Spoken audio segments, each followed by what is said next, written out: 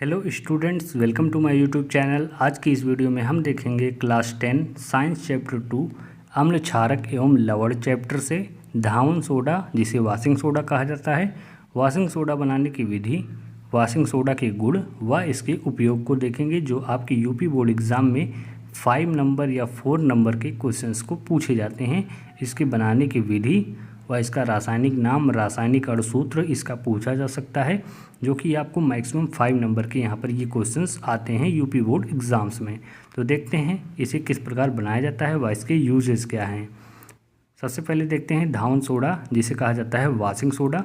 और ये washing soda का रासायनिक नाम क्या होता है? सोडियम कार्बोनेट डेकाहाइड्रेट, जिसे कहा जाता है, किसे कहा जाता है? धावन सोडा या वाशिंग सोडा। इसके कई नाम हैं जिसे आप आसानी से याद कर सकते हैं इस पीडीएफ से। इसका पीडीएफ आप टेलीग्राम से पा सकते हैं। और इसका अणुसूत्र क्या है? Na2CO3 10H2O। यहाँ पर ये क्या है? इसका अणुसूत्र है धावन सोडा का। उसके बाद देखते हैं सर्वप्रथम इसके बनाने की विधि क्या है, इसे किस प्रकार बनाया जाता है। बनाने की विधि, बेकिंग सोडा का क्या है अणुसूत्र? NaSCO3। NaSCO3 को गर्म करने पर सोडियम कार्बोनेट क्या है? Na2CO3 बनता है। इसके बाद सोडियम कार्बोनेट को जल में घोलकर क्रिस्टलीकरण किया जाता है, जिससे धावन सोडा प्राप्त होता है। सबसे पहले हमें क्या करना है? बेकिंग सोडा और सोडियम कार्बोनेट का अणुसूत्र हमें याद रखना है। इस अणुसूत्र को हम याद करेंगे तो हमारा रिएक्शन आसानी से हमें समझ में आ जाएगा और हमें याद भी हो जाएगा ये रिएक्शन किस प्रकार हो रहा है। तो देखते हैं सर्वप्रथम क्या कहा गया है इसमें।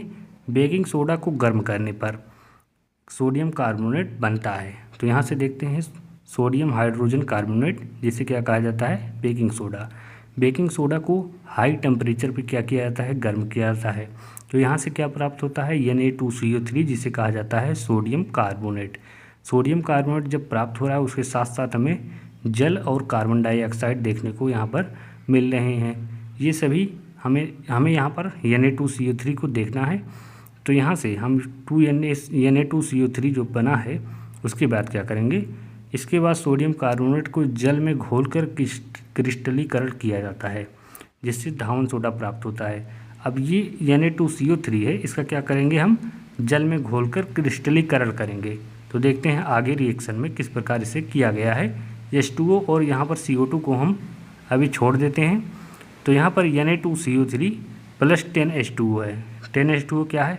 इसका क्रिस्टलीकरण हो रहा है जल के साथ। अब यहाँ पर क्या प्राप्त हो रहा है? ये दोनों जब ऐड हो जाएंगे रिएक्शन में, तो ये रिएक्शन में आपस में ऐड हो जाएंगे। तो यहाँ से Na2CO3 10H2O प्राप्त हो जाएगा, जिसे क्या कहा जाएगा? Sodium carbonate decahydrate. यही क्या है?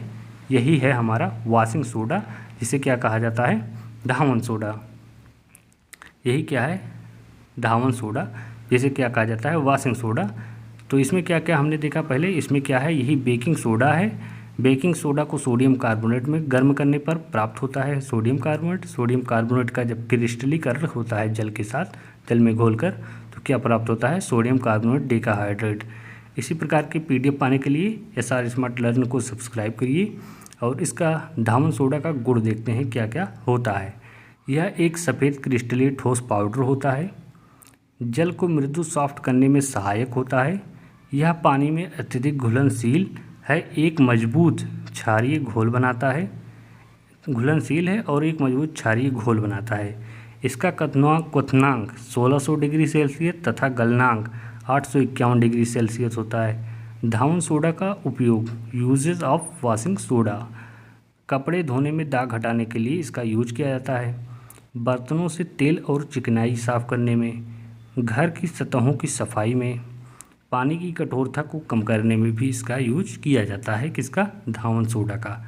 तो यदि आपको वीडियो पसंद आए तो हमारे चैनल को सब्सक्राइब करिए और टेलीग्राम ग्रुप से अवश्य ज्वाइन होइए, जहाँ पर आपको इसका फ्री पीडीएफ और डेली MCQ आपको वहाँ पर 20 MCQ से लेकर 30 MCQ तक प्रोवाइड किया जाएगा, जहाँ से आप अच्छे मार्क्स पा सकते हैं साइंस में।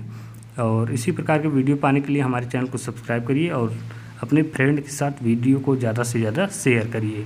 Thanks for watching this video.